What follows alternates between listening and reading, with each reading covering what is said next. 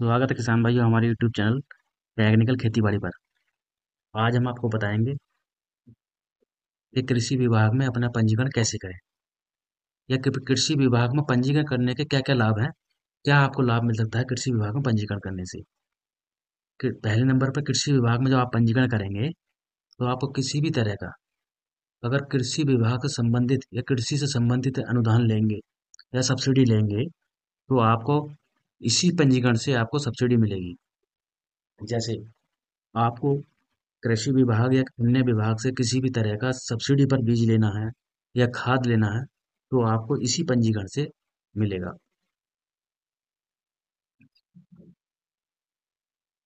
अगर आपको किसी भी तरह का कृषि यंत्र जैसे harrow, cultivator, thresher, multicrop thresher, rotavator, tractor, laser land leveller जिसे कंप्यूटर मांझा के नाम से जाना जाता है आम भाषा में, ब्रश कटर, एम्बी प्लाऊ या किसी भी तरह का कृषि यंत्र अगर आप सब्सिडी पर लेंगे तो आपको इसी पंजीकरण से मिलेगा। तो हम आज आपको सिखाएंगे कि कृषि विभाग में पंजीकरण कैसे होता है। अगर आप गन्ना विभाग से किसी भी तरह का अनुदान लेंगे तो आपको इसी पंजीकरण से अनुदान मिलेगा। या फिर किसी जैसे धान विभाग से आपको किसी भी तरह का अनुदान लेना है तो वो भी इसी पंजीकरण से मिलेगा। तो आज हम आपको सिखाएंगे कि कृषि विभाग में अपना पंजीकरण कैसे करें। आप फिर अपना पंजीकरण मोबाइल से भी कर सकते हैं, लैपटॉप से भी कर सकते हैं। आप किसी भी माध्यम से अपना पंजीकरण कर सकते हैं। तो पंजीकरण करने के लिए सबसे पहले कृषक को जाना है अपने गूगल क्रोम पर जाना है। गूगल क्रोम पर आपको कृषि विभाग की साइट खोलनी है। उस साइट का नाम है UP Agriculture.com। उसके बाद खोलने के बाद में इस तरह का आपका इंटरफेस खुल कर आएगा। यहाँ जो आपको जैसे प्राकृतिक खेती एफपीओ, तो यहाँ किसान पंजीकरण आपको यहाँ किसान पंजीकरण अपना करना है। यहाँ ऑप्शन आ रहा है किसान पंजीकरण उसी का हो सकता है जिसके आधार कार्ड पर मोबाइल नंबर लगा होगा। अगर मोबाइल नंबर आपके आधार कार्ड पर लगा है तभी आप अपना कृषक पंजीकरण कर पाएंगे, नहीं तो अन्यथा किसी भी स्थिति में आप अपना पंजीकरण नहीं कर पाएंगे। अगर अनुसूचित जाति का कोई व्यक्ति है वो अपना पंजीकरण करना चाहता है तो उसके लिए अपना कास्ट सर्टिफिकेट या जाति प्रमाण पत्र लगाना होगा, क्योंकि उसका नंबर पड़ेगा तभी आप उसे वेरीफाई कर सकते हैं, नहीं तो अन्यथा किसी भी स्थिति में वेरीफाई ना होगा। तो हम बढ़ेंगे आगे, सहमति देंगे, आगे बढ़ेंगे। उसके बाद यहाँ हम डालेंगे कृषक का आधार कार्ड नंबर।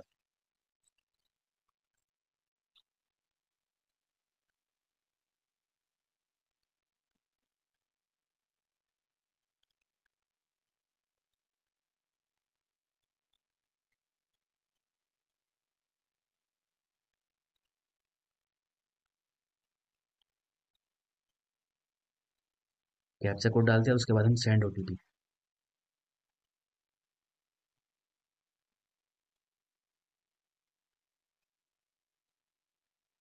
अभी आया ओटीपी, आपके आधार से जुड़े हुए मोबाइल आधार संख्या पर भेजा गया है। तो अब जो हमने जिस जो आधार कार्ड पर मोबाइल नंबर लगा है उस पर ओटीपी लगा है, उस पर ओटीपी गया है। अब हम ओटीपी वैसे बंद करेंगे यहाँ, अब हम यहाँ ओटीपी डालेंगे।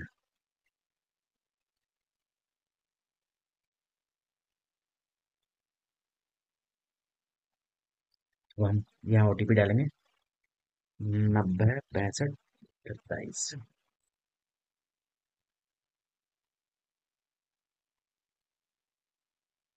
उसके बाद प्रोसीड करेंगे।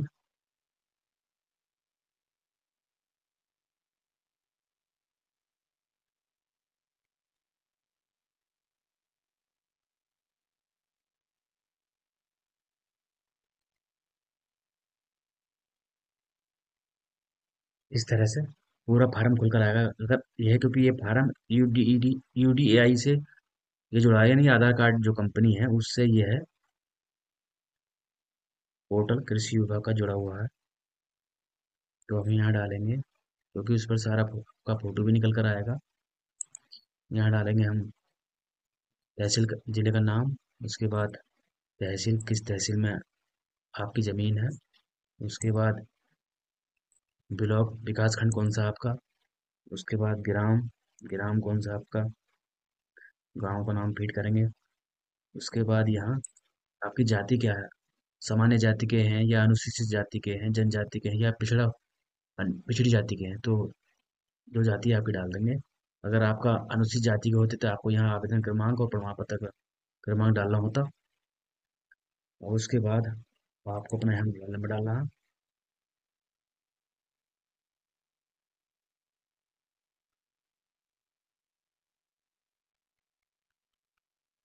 मोबाइल नंबर डालेंगे। मोबाइल नंबर डालने के बाद में फिर जाएंगे आप यहाँ अपनी खतौनी संख्या फिल करेंगे यहाँ।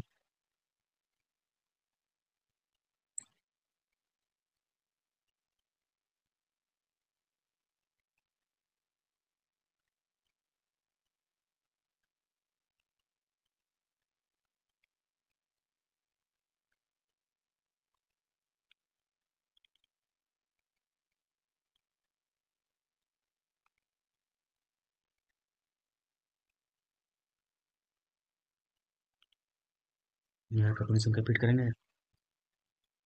उसके बाद यहाँ खसरा संख्या डालेंगे। उसके बाद जो जमीन है इनके नाम पर वो डाल देंगे। उसके बाद हम यहाँ से विवरण जोड़ देंगे। विवरण जोड़ने के बाद में अब जो हमने उस खतौनी की हम पीडीएफ बना लेंगे, क्योंकि यहाँ पीडीएफ ही अपलोड हो, केवल पीडीएफ ही एक फाइल अपलोड करें। यहाँ पीडीएफ अपलोड हो जाएगी।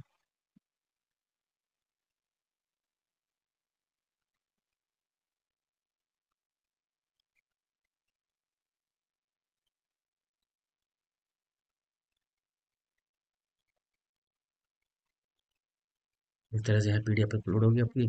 उसके बाद जनपद नाम डालेंगे, क्या जनपद है आपका, यानी कि आपकी बैंक किस जनपद में है।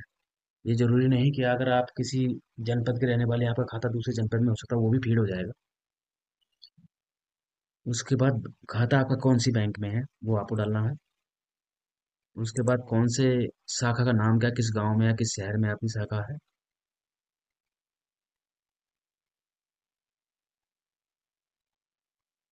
उसके बाद खाता संख्या आपकी क्या है।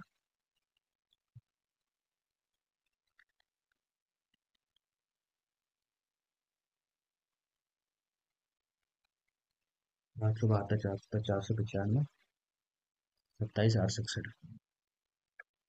872, 417, 495, 27, 861। इस तरह से पूरा पूरा फार्म फिलअप हो गया। उसके बाद आपको ये सुरक्षित करें। एक बार खाता नंबर एक बार दोबारा जांच लें, जो खाता नंबर अगर एक बार फीड होगा तो इसमें कोई भी परिवर्तन नहीं होगा। 872, 417, 495, 861। डिटेल एक बार पुनः जान सकते हैं। उसके बाद ही आप आगे फॉर्म सुरक्षित करेंगे। हम करेंगे यहाँ से सुरक्षित। कृषक का पंजीकरण करते समय आपके द्वारा भरी गई सूचनाओं को पुनः जांच कर लें। अगर आपको लगता है कि आपकी सूचनाओं में कोई मिस्टेक हो तो दोबारा जांच कर सकते हैं यहाँ क्लोज करके। अगर आप सेव कर देंगे तो आपका फॉर्म सबमिट हो जाएगा। तो हमारा हम सारी सूचनाएं हमारी सही हैं तो हम सबमिट करेंगे। आपका पंजीकरण सफलतापूर्वक किया गया। आपका पंजीकरण संदर्भ संख्या 20, 23, 12, 12, 13, 85, 34 है, जो कृषि निदेशक के कार्यालय में विचाराधीन है। तो आपका ये फार्म तो फिलअप हो गया है, लेकिन अभी वेरीफाई कहाँ से होगा। आप वेरीफाई आपके जो जिले पे कार्यालय है वहां पर अपना आधार कार्ड, बैंक की किताब और खतौनी आपको जमा करनी होगी, और वह कार्यालय में किसी भी कर्मचारी से मिलकर के या अधिकारी से संपर्क करके अपना फार्म वेरीफाई कराने के बाद ही आपको किसी भी तरह का अनुदान मिलेगा। अगर आपका ये वेरीफाई नहीं होगा तो आपका अनुदान नहीं मिलेगा, क्योंकि ये जो पंजीकरण है आपका अस्थायी पंजीकरण है। स्थायी पंजीकरण आपको वहां से जिले पर से वेरीफाई होने के बाद ही मिलेगा, इसलिए अपने जिले पर जाएं और इसको वेरीफाई कराएं। और इस तरह की जानकारी पाने के लिए हमारे चैनल को लाइक करें, यूट्यूब चैनल को सब्सक्राइब करें, लाइक करें और बेल आइकन को प्रेस करें। धन्यवाद।